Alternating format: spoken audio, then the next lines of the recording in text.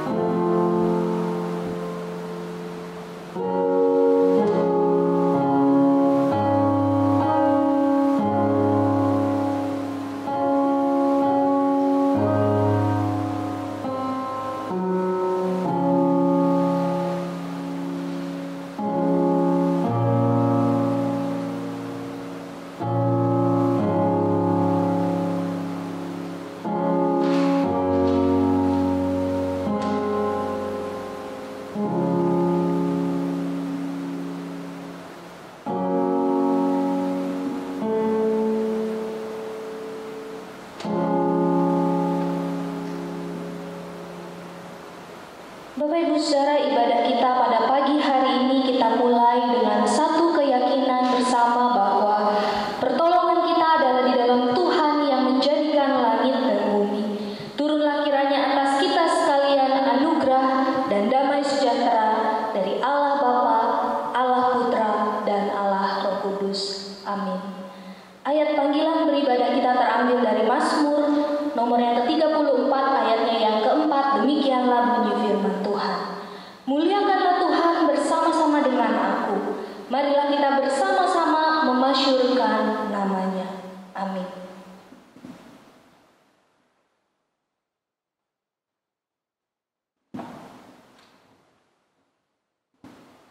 Bapak Ibu, meresponi ayat panggilan beribadah kita, mari kita menaikkan pujian dari KPPK 19, Datang Menyembah Raja yang Mulia.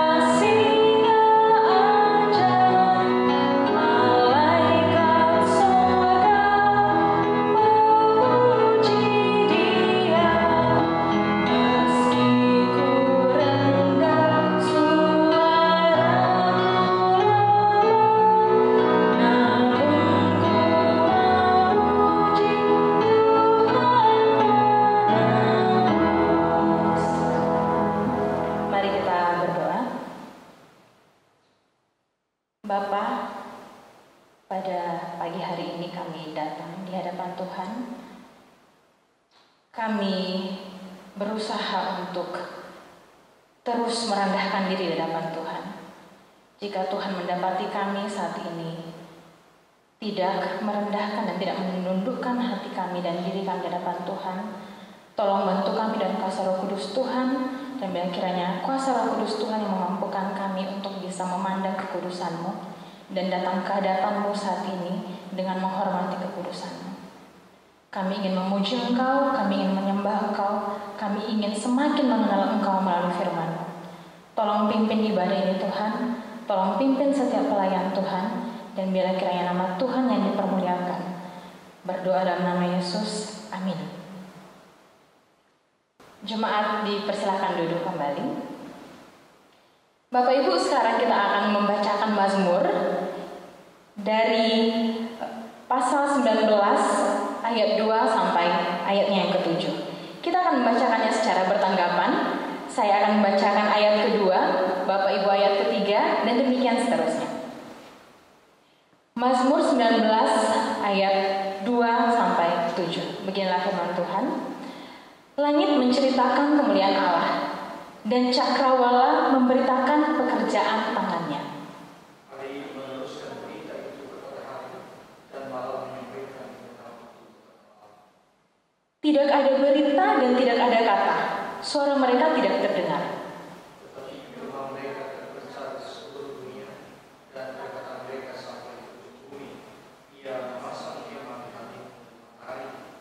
Yang keluar bagaikan pengantin laki-laki yang keluar dari kamarnya, girang bagaikan pahlawan yang hendak melakukan perjalanannya.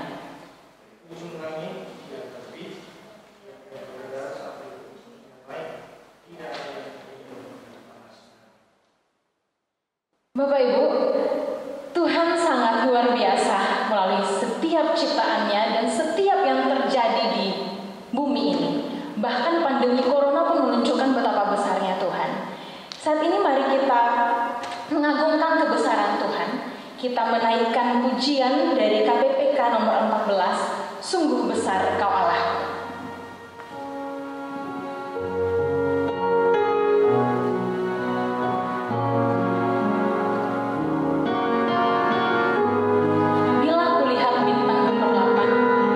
Dan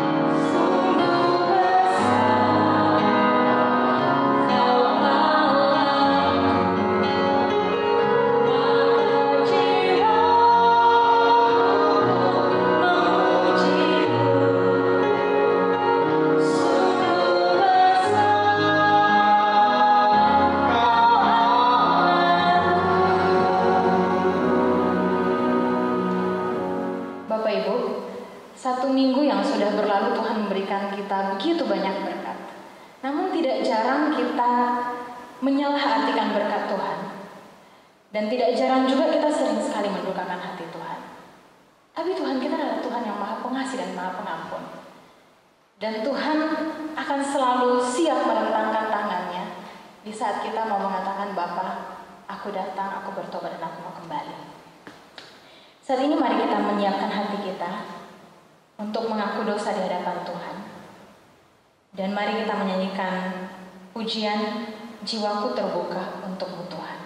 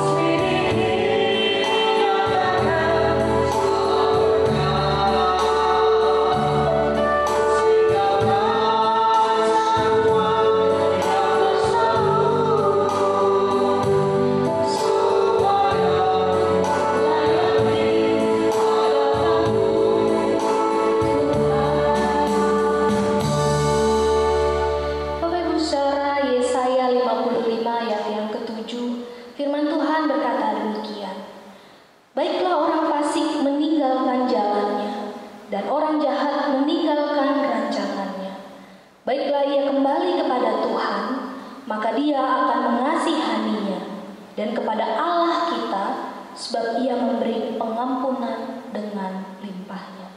Mari saya mengajak setiap kita hari ini untuk kita datang di hadapan Tuhan, mengakui setiap pelanggaran dan dosa-dosa yang telah kita perbuat di sepanjang minggu ini, ataupun mungkin ada pelanggaran dan dosa-dosa yang belum pernah kita ungkapkan di hadapan Tuhan. Mari kita datang meminta pengampunan daripada Tuhan.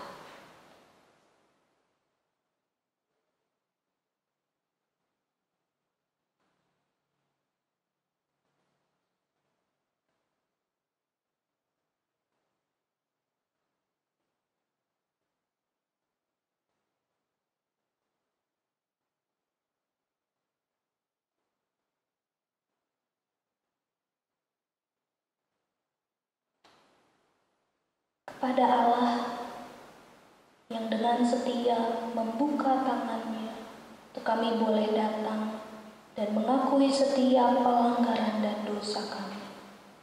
Kami datang di hadapan Tuhan. Kami memohon sekali lagi Tuhan menilik setiap hidup kami, hati kami, dan perbuatan kami. Tuhan, sekiranya ada perbuatan-perbuatan yang kami lakukan dengan sengaja ataupun tidak sengaja, dan hal itu mendukakan hati Tuhan dan didapati salah di mata-Mu, Tuhan, ampunilah setiap kami. Tolong setiap kami Tuhan di dalam pergumulan kehidupan kami ini. Kami rindu sekali semakin hari kami boleh semakin menyenangkan hati Tuhan. Semakin hari kami boleh semakin berjalan di dalam jalan yang Tuhan tetapkan untuk setiap kami. Namun kami tidak memungkiri ada kegagalan yang kami lakukan, ada kesalahan yang kami perbuat, dan hal itu tentu mendukakan hati Tuhan. Oleh sebab itu kami datang merendahkan diri kami di hadapan-Mu, kepada Allah yang mengetahui segala sesuatu di dalam hidup kami. Kami memohon pengampunan yang daripada-Mu. Sebab siapakah kami Tuhan, sehingga kami bisa tetap hidup sekalipun kami berdosa. Sesungguhnya hanya karena kemurahan, dan anugerah Tuhan saja di dalam kehidupan kami.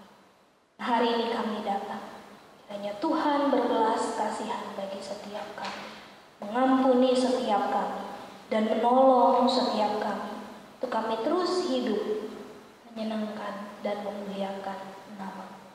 Terima kasih Tuhan, kami bersyukur, kami berdoa di dalam nama Tuhan Yesus Kristus. Amin. Janji pengampunan dosa terambil dari Roma pasalnya yang ke-8, ayatnya yang ke-1 hingga yang ke-2, demikian bunyi firman Tuhan. Demikianlah sekarang tidak ada penghukuman bagi mereka yang ada di dalam Kristus Yesus. Roh yang memberi hidup telah memerdekakan kamu dalam Kristus dari hukuman dosa dan hukuman maut. Bapak Ibu Saudara, karena begitu besar kasih Allah bagi setiap kita, sehingga kita boleh layak di hadapannya, sehingga kita boleh semakin hari semakin berjalan di jalan yang Tuhan kehendaki. Oleh karena besar anugerah Tuhan dan berlimpah kasih setianya di dalam hidup kita, mari kita mengangkat satu pujian yang mengagungkan Tuhan dan mengatakan, "Ku ada sebagaimana ku ada, besar anugerah-Mu di dalam hidup."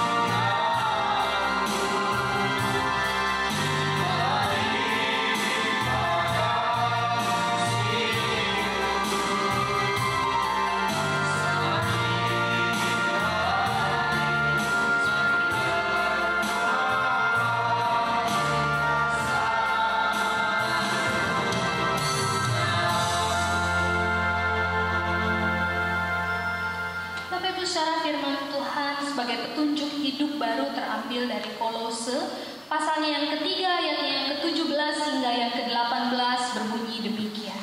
Hendaklah perkataan Kristus diam dengan segala kekayaannya di antara kamu, sehingga kamu dengan segala hikmat mengajar dan menegur seorang akan yang lain, dan sambil menyanyikan mazmur dan puji-pujian dan nyanyian rohani, kamu mengucap syukur kepada Allah di dalam hatimu. Dan dengan segala sesuatu yang kamu lakukan dengan perkataan atau perbuatan, lakukanlah semuanya itu di dalam nama Tuhan Yesus sambil mengucap syukur oleh Dia kepada Allah Bapa kita. Bapak Ibu Saudara, mari saya mengajak setiap kita untuk bangkit berdiri dan bersama dengan seluruh umat Tuhan di segala abad dan tempat, kita mengakui pengakuan iman kita seturut dan sesuai dengan pengakuan iman rasuli. Kita bersama mengatakan demikian. Aku percaya kepada Allah, Bapa yang Maha Kuasa, Khalik langit dan bumi, dan kepada Yesus Kristus, anaknya yang tunggal Tuhan kita, yang dikandung daripada Roh Kudus, lahir lahir dari anak darah Maria, yang derita sengsara di bawah pemerintahan Pontius Pilatus, disalibkan, mati, dan dikuburkan, turun ke dalam kerajaan maut. Dan pada hari yang ketiga, bangkit pula dari antara orang mati, naik ke sorga, duduk di sebelah kanan Allah, Bapa yang Maha Kuasa. Dan dari sana ia akan datang untuk menghakimi orang yang hidup dan yang mati. Aku percaya pada Roh Kudus, gereja yang kudus dan am, persekutuan orang kudus, pengampunan dosa, kebangkitan tubuh, dan hidup yang kekal. Amin. Jemaat dipersilakan untuk duduk kembali. Bapak Ibu, tiba saatnya kita mendengarkan firman Tuhan. Untuk menyambut firman Tuhan, kita menyanyikan lagu dari KPPK 144, Firman Hidup.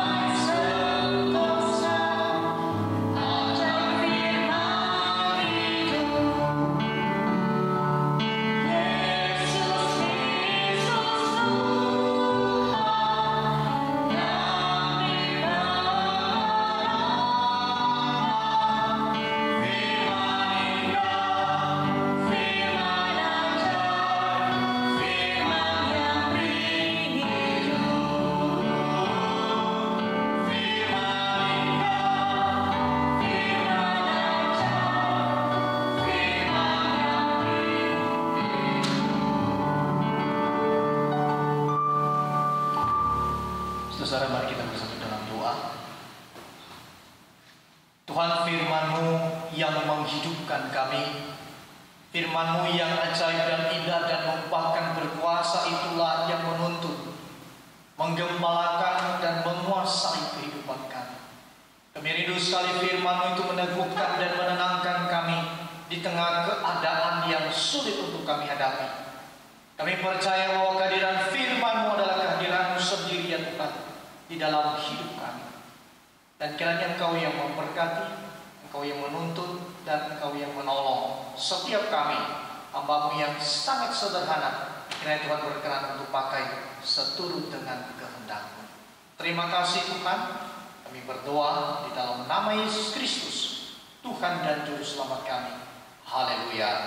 Amin. Saudara, pada hari ini kita akan memikirkan satu bagian daripada firman Tuhan yang terambil dari Matius, Injil Matius pasal yang ke-14. Injil Matius pasal yang ke-14, ayat yang kedua, ayat yang ke-13 sampai ayat yang ke-21. Matius 14 ayat yang ke-13 sampai ayat yang ke-21 saya akan bacakan kepada setiap kita dan mari memperhatikannya. Setelah Yesus mendengar berita itu, menyingkirlah ia dari situ dan hendak mengasingkan diri dengan perahu ke tempat yang sunyi. Tetapi orang banyak mendengarnya dan mengikuti dia dengan mengambil jalan darat dari kota-kota mereka. Ketika Yesus mendarat, ia melihat orang banyak yang besar jumlahnya, maka tergeraklah hatinya oleh belas kasihan kepada mereka, dan ia menyembuhkan mereka yang sakit. Menjelang malam, murid-muridnya datang kepadanya dan berkata, "Tempat ini sunyi dan hari sudah mulai malam. Suruhlah orang banyak itu pergi supaya mereka dapat membeli makanan di desa-desa." Tapi Yesus berkata kepada mereka, "Tidak perlu mereka pergi, kamu harus memberi mereka makan." Jawab mereka, "Yang ada pada kami di sini hanya 5 roti dan 2 ikan." Yesus berkata, "Bawalah kemari kepadaku." Lalu disuruhnya orang banyak itu duduk di rumput, dan setelah diambilnya 5 roti dan 2 ikan itu, Yesus menengadang ke langit dan mengucap berkat, lalu memecahkan roti itu dan memberikannya kepada murid-muridnya, lalu murid-muridnya membagi-bagikan kepada orang banyak. Dan mereka semuanya makan sampai kenyang. Kemudian orang mengumpulkan potongan-potongan roti yang sisa, 12 bakul penuh. Yang ikut makan kira-kira 5.000 laki-laki, tidak termasuk perempuan dan anak-anak. Saudara yang dikasihi oleh Tuhan, kiranya damai sejahtera daripada Allah Tritunggal senantiasa hadir dan berkuasa dalam kehidupan kita pribadi lepas pribadi. Saudara, pada hari Kamis yang lalu saya diskusi dengan seorang tukang potong rambut, saudara ya. Kami coba kenalan, siapa namanya, marganya, aslinya dari mana, sudah berkeluarga atau belum, dan segala macam bentuk diskusi atau pengantar daripada diskusi itu, saudara. Lalu kemudian dia memulai percakapan yang lebih dalam itu, saudara, dengan bertanya begini. Bapak kan seorang pelayan Tuhan, dia tahu karena ada di dalam perkenalan, saudara. Bagaimana Bapak menyikapi virus corona ini? Saudara, mendengar pertanyaan itu saya diam, dan kemudian saya bertanya balik kepada dia. Apa kira-kira yang sedang kamu maksudkan dari pertanyaanmu itu? Saudara, dia kemudian menyahut saya. Dia berkata, "Kok Allah diam? Jangan-jangan Allah yang menyuruh virus ini?" Saudara, lagi-lagi saya diam mendengarkan pertanyaan dan jawaban yang dia berikan kepada saya. Lalu kemudian saya tanya balik kepada dia. Saya berkata, sebelum saya menjawab dan memberikan respons atas pertanyaan, izinkan saya bertanya. Saudara, seperti biasa, saya akan melakukan pertanyaan diagnostik, saudara ya, salah satunya. Lalu saya katakan kepada dia, "Oke,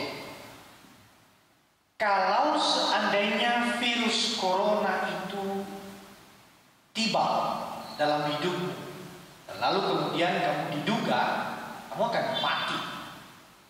Pertanyaan saya adalah, kamu yakin gak kalau kamu mati, kamu masuk surga?" Saudara, dia menjawabnya itu bukan ketawa, bukan juga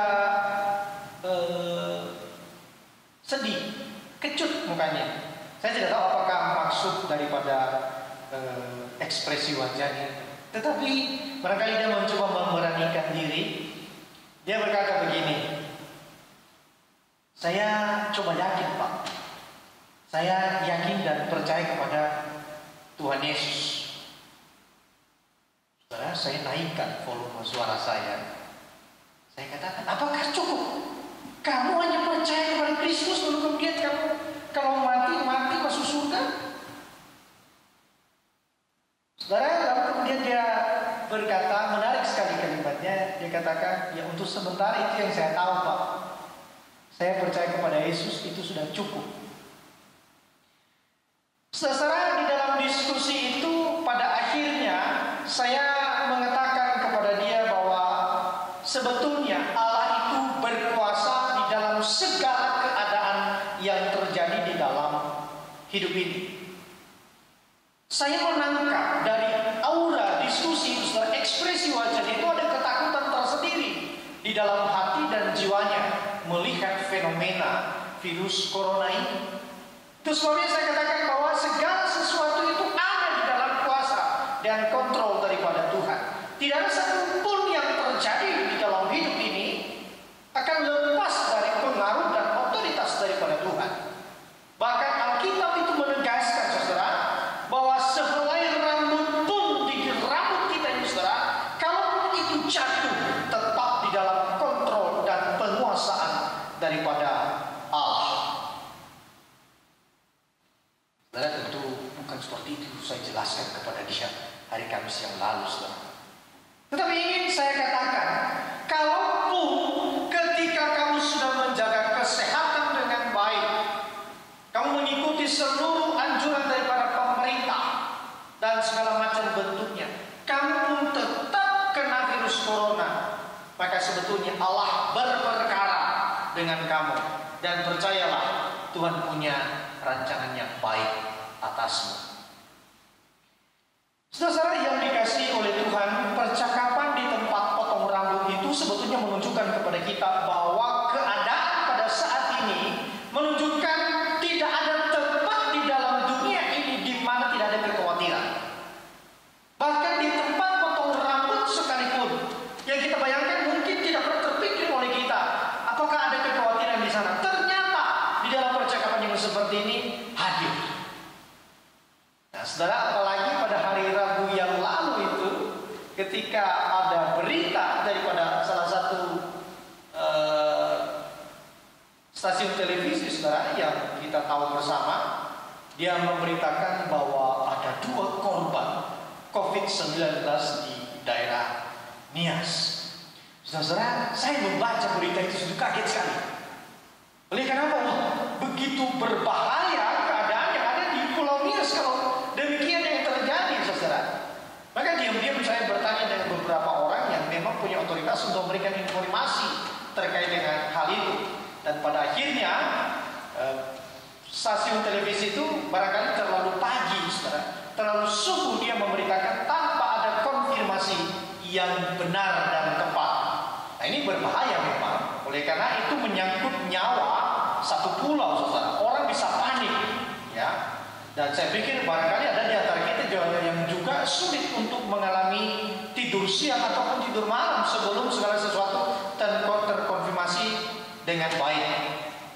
Saudara, ini menunjukkan kepada kita bahwa kekhawatiran, ketakutan itu menimpa setiap kita.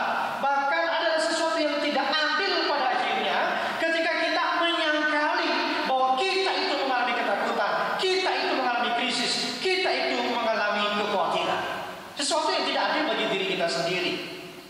Nah, minggu lalu, saudara, memang secara lebih dalam lagi, kalau sudah pada taraf tertentu, saudara, kekhawatiran itu dikatakan sebagai dosa, karena memang itu meragukan kuasa dan otoritas daripada Tuhan. Di sana ada menepikan Allah dan menunjukkan keraguan di sana. Nah, itu memang salah. Tetapi hari ini, saudara, kita coba melihatnya dari sisi yang berbeda. Saudara-saudara, Matius pasal yang ke-14 ayat yang ke-13 sampai 21 itu memberikan kesempatan kepada kita bahwa ada sesuatu di dalam diri para murid pada waktu itu juga, yaitu berhadapan dengan yang namanya krisis. Nah, mari kita lihat, saudara, apa yang sedang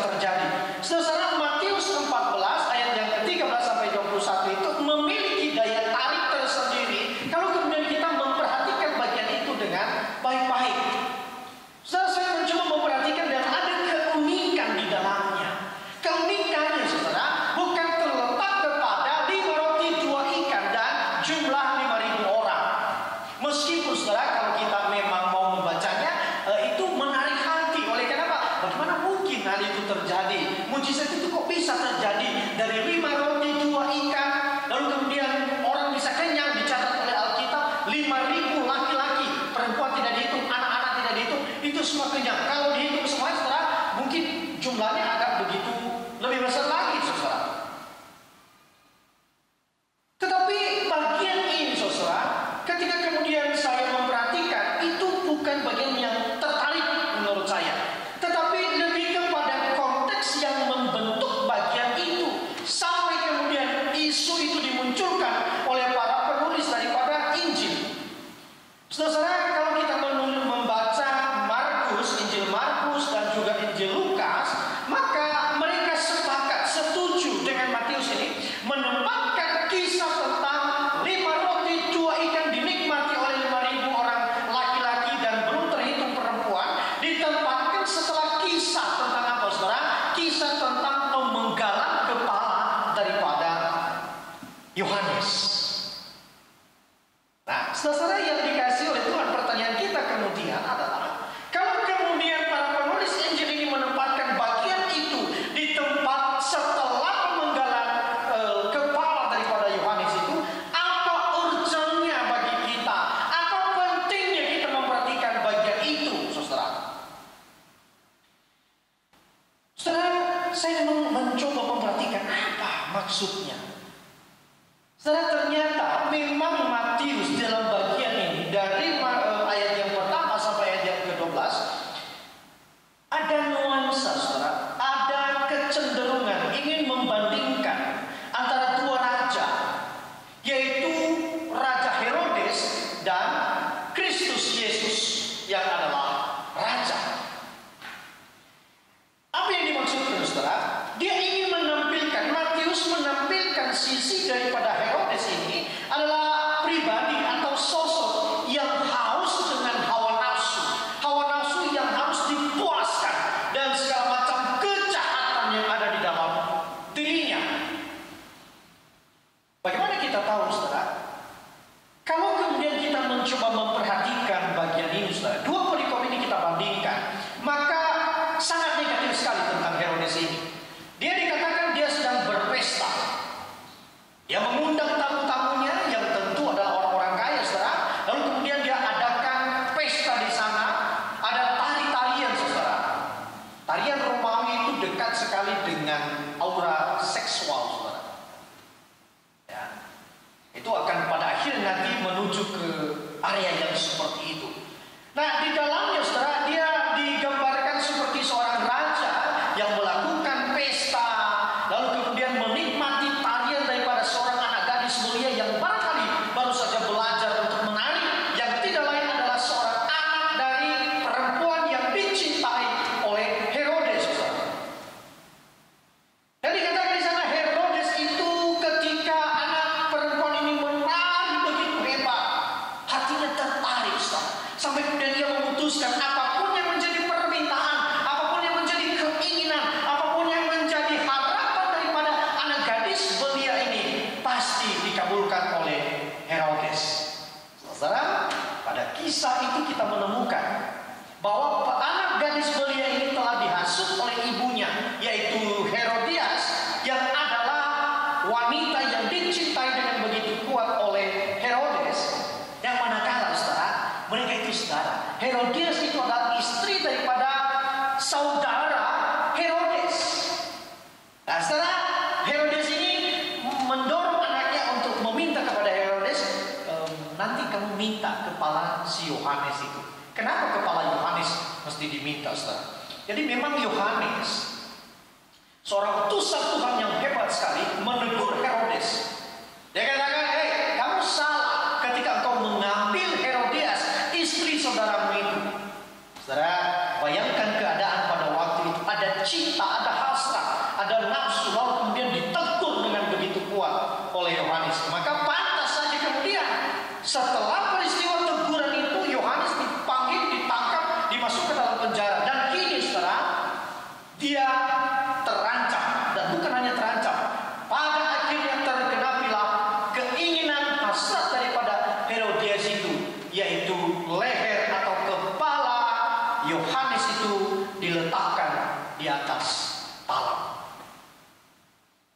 Saudara yang dikasihi oleh Tuhan, bayangkan keadaan itu, karakter yang seperti itu. Herodes telah dikuasai oleh hawa nafsunya. Herodes telah dikuasai oleh amarahnya kepada Yohanes. Dan sebentar saja dipancing, saudara, maka segalanya terungkap di hadapan kita. Saudara yang dikasihi oleh Tuhan, bagaimana dengan Yesus? Sejak awal, saudara, di dalam ayat yang ke-14 itu dikatakan bahwa Yesus itu penuh dengan compassion, belas kasih, kesetiaan, kemurahan hati yang di dalam itu pasti dilakukan, saudara. Isi daripada belas kasih itu sesuatu yang pasti akan dilakukan. Saudara, Herodes melakukan pesta pora, bahkan memegang kepala Yohanes. Apa yang dilakukan oleh Yesus? Yesus dikatakan di sana, saudara, dia mengambil tempat di tempat yang sunyi. Saudara, tindakan ini ternyata pernah dilakukan juga di dalam pasal yang ke-12 ketika orang-orang Farisi itu merancang pembunuhan kepada Yesus. Ketika Yesus mendengar isi hati mereka, mereka bersekongkol untuk membunuh Yesus. Maka dikatakan di sana Yesus menyingkir dari sana. Dan seperti biasa, saudara, dia dikatakan mengambil tempat di tempat yang sunyi. Dan untuk apa itu, saudara? Tiada lain adalah untuk melakukan doa. Apa yang didoakan oleh Yesus? Memang kita tidak tahu, saudara. Tetapi dari konteks itu barangkali dia berdoa. Kenapa, saudara? Karena Yohanes itu adalah keluarga daripada Yesus. Dia mengalami kesedihan barangkali. Makanya mengambil tempat untuk berdoa. Bagaimana mungkin kejahatan itu begitu terjadi dalam kehidupan seorang Yohanes? Saudara, ada begitu banyak kemudian pertanyaan kita soal respon Yesus. Kenapa Yesus diam dan lebih memilih ketika mendengar berita tentang pemenggalan kepala daripada Yohanes itu, dikatakan Yesus menyingkir ke tempat yang sunyi. Kenapa dia tidak melakukan sesuatu? Saudara yang dikasihi oleh Tuhan, Yesus jelas tidak mau terlibat dan tidak mau menjadi korban trik politik yang busuk. Yesus tidak mau mati konyol, saudara. Yesus mau mati ketika ia menyerahkan dirinya untuk mati. Itu bukan waktunya. Saudara, Allah berdaulat di dalam kehidupan daripada Yesus. Bahkan Yesus sendiri punya keputusan kapan ia menyerahkan nyawanya. Dan tidak ada satupun yang dapat mengambil nyawanya Kristus kalau bukan Kristus yang menyerahkannya. Saudara, kisah ini semakin menarik kalau kemudian kita memperhatikan apa yang sedang terjadi, saudara. Jadi di sana kita melihat ada ketakutan sebetulnya. Oleh kenapa? Ada pemenggalan kepala Yohanes. Itu mengancam para murid. Itu mengancam siapapun yang berbeda pendapat dengan Herodes. Lalu kemudian, saudara, di dalam kisah ini dituturkan oleh Matius bahwa Yesus mengambil sikap yang berbeda. Ya, dia datang, kalau Herodes tadi, saudara, itu menikmati pesta ulang tahun, tari-tarian bersama dengan orang-orang kaya yang lainnya, tamu-tamunya yang barangkali dari bangsa yang A, B, C dan segala macam, saudara. Tapi Yesus bagaimana? Dikatakan di sana Yesus menjumpai orang-orang yang mencari dia, yang dari kota mereka masing-masing. Dia menjumpai, dan Yesus melakukan apa, saudara? Dia menunjukkan belas kasih, dia menunjukkan cinta, dia menunjukkan kesungguhan, dia menunjukkan kepeduliannya. Saudara yang dikasihi oleh Tuhan, krisis itu makin meningkat. Kenapa, saudara? Dikatakan di sana bahwa hari mulai sore, berita itu terjadi, lalu kemudian Yesus pergi ke tempat yang sunyi, lalu kemudian orang banyak mengikuti dia melakukan pelayanan penyembuhan, lalu kemudian malam mulai tiba, saudara, maka murid-murid Ini bagaimana ini? Sampai kapan pelayanan ini terus terjadi? Sementara keadaan menjadi keadaan yang sulit juga. Dan mereka berpikir dan lalu kemudian memberikan usulan kepada Tuhan Yesus. Suruh mereka pergi. Karena hari sudah malam. Biarkan mereka mencari makanannya di desa-desa. Saudara yang dikasihi oleh Tuhan, pernah nggak berpikir kenapa murid-murid mengajukan usulan itu kepada Yesus? Saudara, saya melihatnya begini, ya, bahwa ini kisah pemenggalan Yohanes baru saja terjadi. Ribuan orang datang mengikuti Yesus. Mungkin nggak terbuka kesempatan bahwa salah satu daripada ribuan orang itu datang menghampiri Yesus dan menusuk Yesus, membunuh Yesus pada waktu itu. Ataupun jangankan untuk membunuh Yesus, barangkali satu dari ribuan orang itu datang lalu kemudian melakukan keributan membunuh salah satu daripada murid Yesus. Apalagi pada waktu itu, saudara, sekali lagi para murid kebingungan.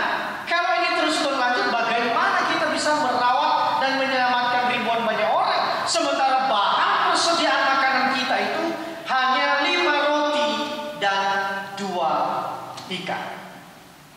Saudara, dugaan ini sangat terbuka bisa saja terjadi. Itu sebabnya mereka mengajukan proposal kepada Yesus supaya apa? Supaya menyuruh orang-orang ini pergi dan mendapatkan makanan di tempat yang lain.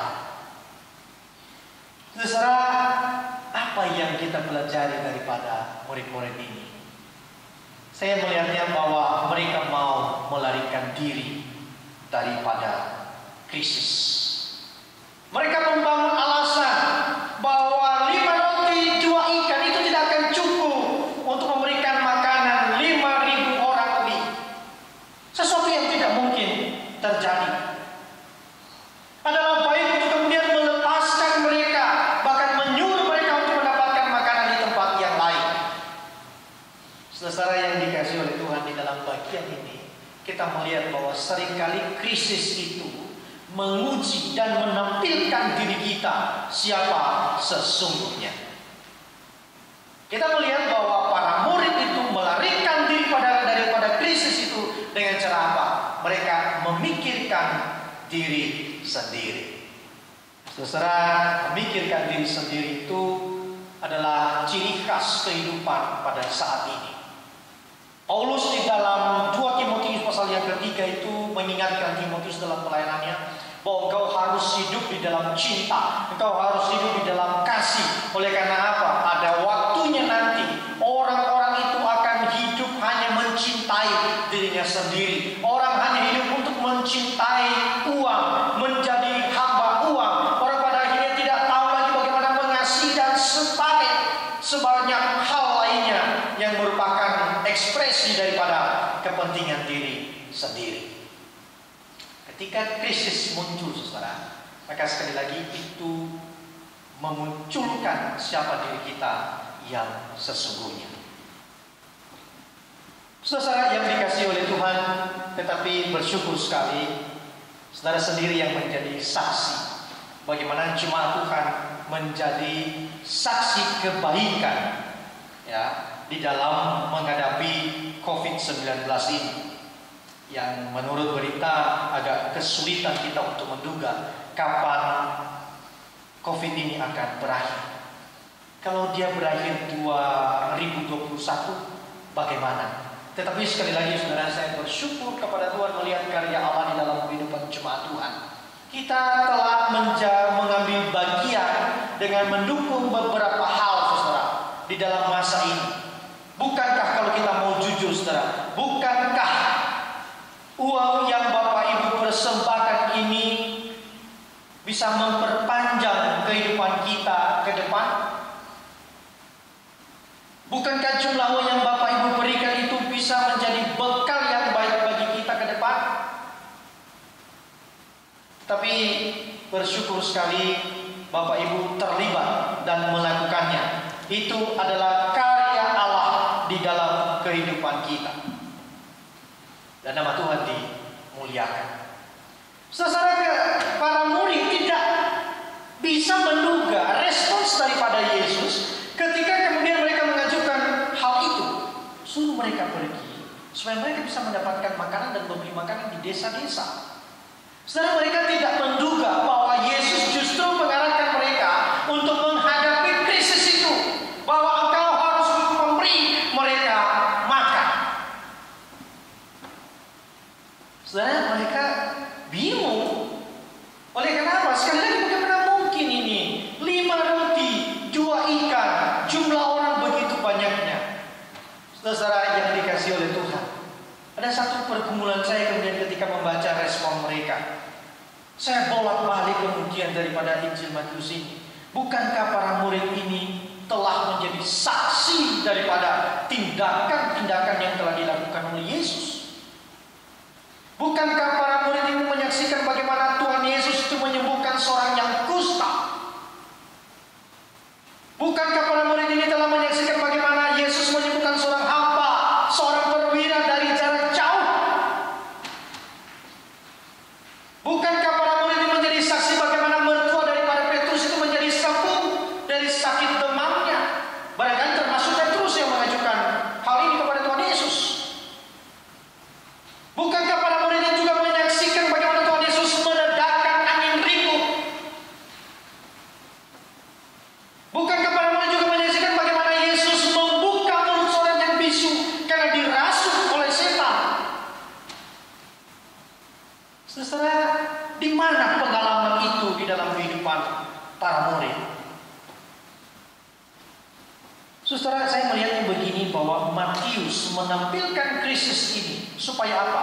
Memberikan pelajaran kepada setiap pembacanya bahwa di tengah-tengah krisis yang terjadi, krisis itu adalah kesempatan bagi kita untuk mengalami yang namanya Allah itu sendiri, untuk mengalami Kristus Yesus. Kita tidak cukup hanya mengerti tentang Allah, saudara. Tidak cukup. Kita perlu pengalaman bersama dengan Allah. Dan pengalaman itu seringkali tempat yang baiknya itu adalah di dalam krisis. Saudara yang dikasihi oleh Tuhan, Matius ini mengajak kita untuk terus mendorong bahwa kekuatan kita itu di dalam krisis harus bersumber daripada Tuhan. Bagian ini mengajarkan kepada kita bahwa Kristus itu berkuasa. Kristus itu sanggup melakukan segala sesuatu. Kristus itu memelihara dan menjaga kehidupan kita. Saudara mengingat konteks yang sedang terjadi, pemenggalan kepala Yohanes dan juga minimnya bahan 5 roti dan 2 ikan. Ternyata saudara, itu bukan hal yang sulit bagi Yesus untuk melakukan pemeliharaan dalam kehidupan umatnya. Tidak ada situasi yang sulit bagi Yesus sehingga Ia tidak mampu memelihara dan menjamin kehidupan kita. Tidak ada satu keadaan dalam kehidupan ini di mana anugerah Tuhan itu tidak cukup di dalam kehidupan kita, saudara. Tidak ada juga kehidupan, tidak ada pun kehidupan yang di mana juga kita itu berada di luar daripada anugerah Tuhan.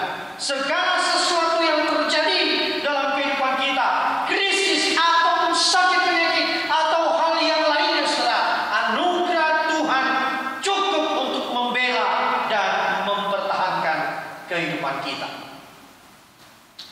Saudara, di sini kita melihat bahwa ketika Kristus mau menaruh belas kasih kepada orang yang Dia kasihi, itu akan Ia lakukan.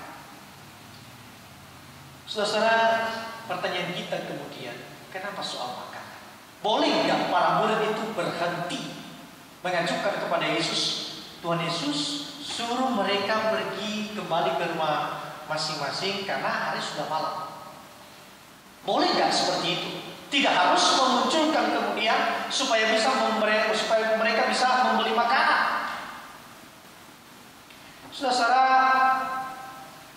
seorang tokoh psikologi bernama Abraham Maslow di dalam Teorinya saudara, piramidanya itu dia menempatkan soal makanan ini sebagai bagian atau posisi yang paling bawah daripada piramida yang ada. Yang menempatkan makanan ini sebagai bagian yang paling bawah. Saudara, bisa diartikan itu makanan itu sebetulnya adalah bagian yang sangat rendah di dalam manusia, hidup manusia. Bahkan Yesus juga pernah berkata bahwa soal mencari khawatir soal makanan dan minuman itu saudara adalah kekhawatiran orang yang tidak mengenal Allah. Tetapi saya mau katakan begini saudara, meskipun demikian, meskipun makanan dan minuman adalah bagian yang sangat rendah di dalam kehidupan manusia, tetapi Kristus mau menjaminnya. Kristus mau memelihara kita di bagian yang paling rendah itu. Barangkali kita tidak pernah pikirkan Kristus mau lakukan itu. Dan apa yang dia tidak lakukan saudara? Apa yang dia tidak lakukan di dalam hidup ini? Badannya ini dia jaga, jiwa kita bahkan dia telah selamatkan. Lahirnya kita itu telah dibaharui, bahkan itu lebih penting dari segalanya. Saudara yang dikasihi oleh Tuhan, saya tidak tahu apa yang menjadi ketakutan kita sampai pada saat ini. Mungkin kita memang mengalami keadaan yang sulit saudara, tetapi mari pandang kepada Kristus. Dia melakukan banyak hal di dalam kehidupan kita. Ketika ia melakukannya, ia akan melakukan. Tidak ada satu keadaan yang menghalangi Kristus, atau tidak ada satu keadaan yang dimana Tuhan tidak mampu melakukan sesuatu di dalam kehidupan kita.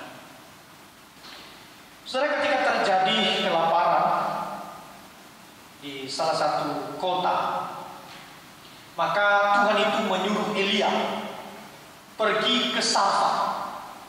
Saudara, ada kelaparan 3 tahun lamanya, tidak ada makanan. Lalu kemudian Allah menyuruh Elia untuk pergi ke Sarfat, dan di sana Tuhan akan memelihara Elia melalui seorang janda. Saudara, dikisahkan di dalam bagian itu, Elia datang di Sarfat dan dia melihat seorang perempuan. Lalu kemudian dia berkata, "Hai perempuan, berikan aku air supaya saya minum." Lalu kemudian perempuan ini, janda ini mengambil saudara. Kemudian dalam perjalanan Elia juga berteriak supaya mengambilkan segenggam roti begitu.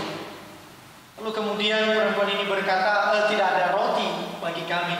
Saya sedang mengumpulkan kayu api, ada beberapa bagian yang tersisa dan kami akan memasaknya, lalu kemudian kami akan mati."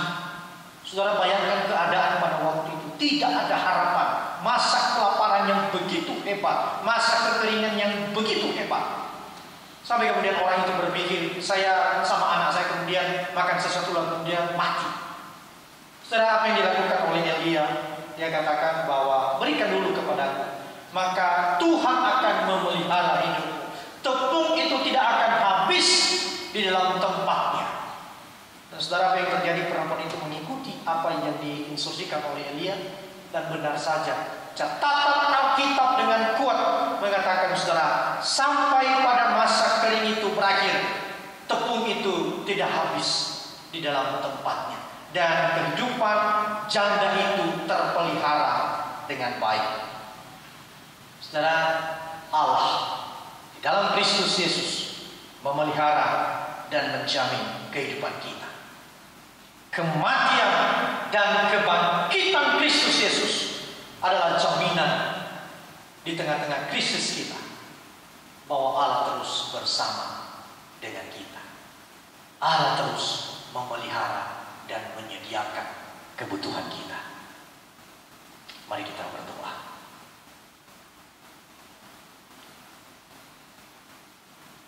Tuhan, kami harus jujur bahwa ada ketakutan, ada kekhawatiran di dalam hati dan pikiran kami. Melihat keadaan sampai pada saat ini, bagi pengusaha, pemasukan mulai berkurang, atau rekan-rekan yang lainnya penghasilan minim, sementara kehidupan terus berlanjut. Tuhan, Engkaulah tempat kami berteduh, Engkaulah tempat kami berlindung, dan tidak ada yang lain. Kami bersyukur untuk firman pada hari ini yang mengingatkan kami kembali bahwa tidak ada satu kesempatan atau krisis di mana Engkau tidak berkarya di dalam hidup kami. Engkau terus melakukan apa yang Engkau ingin kerjakan dalam kehidupan kami. Terima kasih Tuhan, berkati setiap kami pada hari ini. Terpuji dan termulialah Engkau ya Tuhan. Di dalam nama Yesus Kristus Tuhan, kami berdoa dan mengucap syukur. Amin.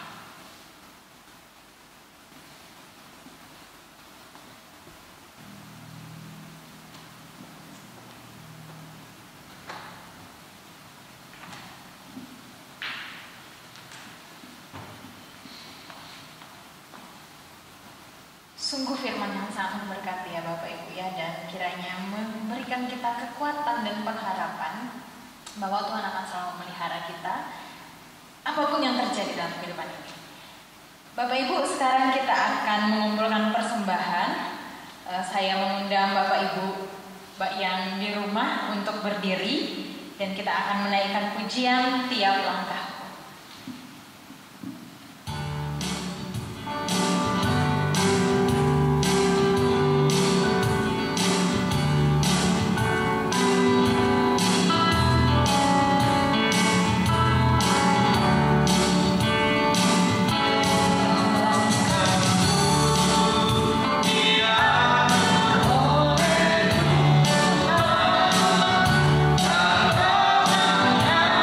Kita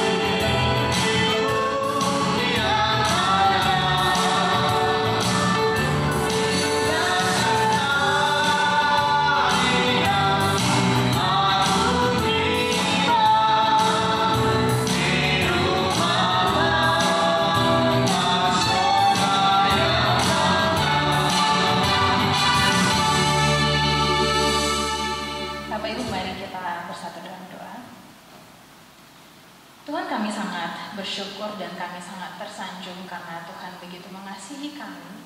Tuhan begitu rupa untuk memelihara kami dan tidak pernah meninggalkan kami. Ada banyak sekali berkat yang boleh kami rasakan dalam kehidupan kami, baik secara rohani maupun secara jasmani. Roh Kudus Tuhan yang terus dan terus menghibur kami dan terus memberikan kepenuhan bagi jiwa kami. Dan Tuhan juga yang selalu memberikan kami kecukupan kebutuhan untuk keseharian kami. Dan Bapa, pada saat ini kami telah mengumpulkan persembahan kami. Sebagian dari apa yang Bapa berikan bagi kami. Biar kiranya Tuhan yang berkenan dan Tuhan yang memberkati. Kiranya kerajaan Tuhan, pelayanan di muka bumi ini semakin diperluas. Terpujilah Engkau Tuhan, kami berdoa dalam nama Yesus. Bapak Ibu, kita akan mendengarkan warta penggembalaan yang dibawakan oleh Bapak Gembala.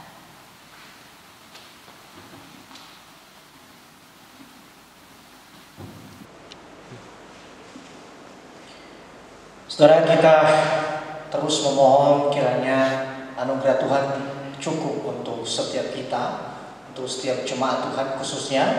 Kita juga berdoa untuk pemerintah cakap di dalam bekerja dalam pengambilan keputusan demi keselamatan bangsa kita, dan kita terus berdoa kiranya pandemi ini bisa secepat mungkin bisa selesai sehingga kita bisa beribadah seperti pada biasanya, dan itu tentu memberikan sukacita kepada setiap kita. Saudara, mari kita bersatu di dalam doa. Tuhan, kami pasrah di dalam kekuasaan dan kedaulatan-Mu. Kami percaya bahwa setiap peristiwa yang terjadi ada di dalam kontrol dan kuasa-Mu. Maka ketika hal itu ada di dalam kuasa-Mu Tuhan, kami menjadi percaya, kami menjadi tenang. Oleh karena Engkau adalah Allah yang hidup. Tidak ada satupun rencana-Mu yang gagal, dan tidak ada satupun perlindungan-Mu yang gagal. Sempurna adanya, dan itu menolong, memberkati setiap kami. Kami berdoa ya Tuhan, kiranya pemerintah di dalam mengambil sikap keputusan kebijakan itu dilakukan demi keselamatan bangsa kami. Dan kiranya setiap masyarakat juga ikut terlibat mendukung seluruh program, seluruh keputusan kebijakan himbauan daripada pemerintah.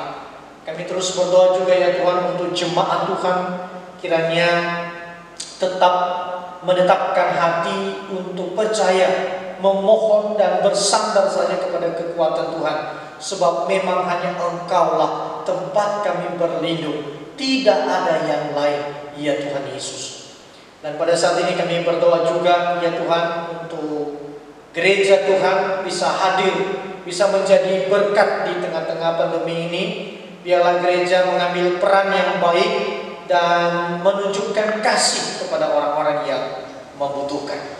Dan kami berdoa ya Tuhan, jika Tuhan berkenan, baiklah keadaan yang sulit yang kami hadapi secara global ini secepat mungkin bisa berlalu, sehingga kami tubuh Kristus bisa berjumpa kembali, bisa bersekutu kembali, dan itu menambah sukacita kami di dalam Engkau. Tetapi Tuhan, jangan kehendak kami yang jadi, melainkan kehendak-Mu sajalah yang menjadi. Terima kasih. Ini doa dan harapan kami.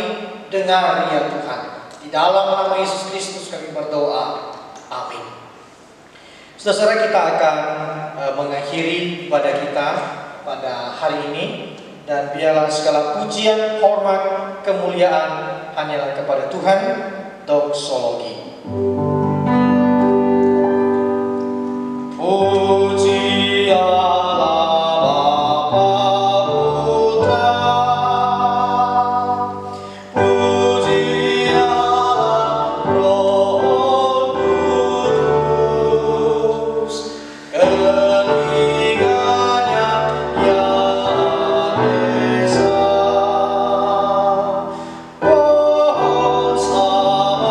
Super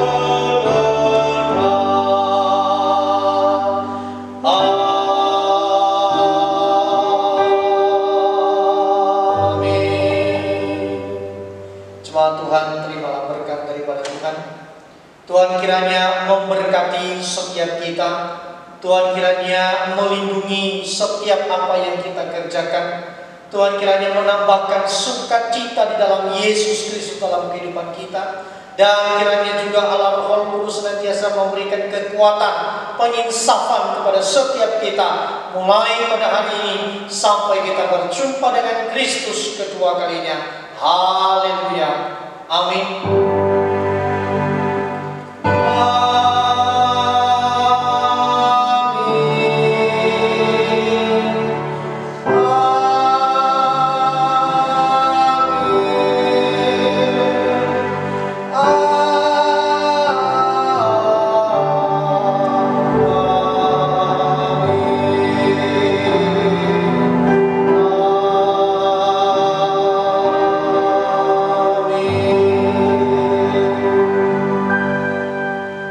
Mari kembali dan Tuhan memberkati. Selamat hari Minggu.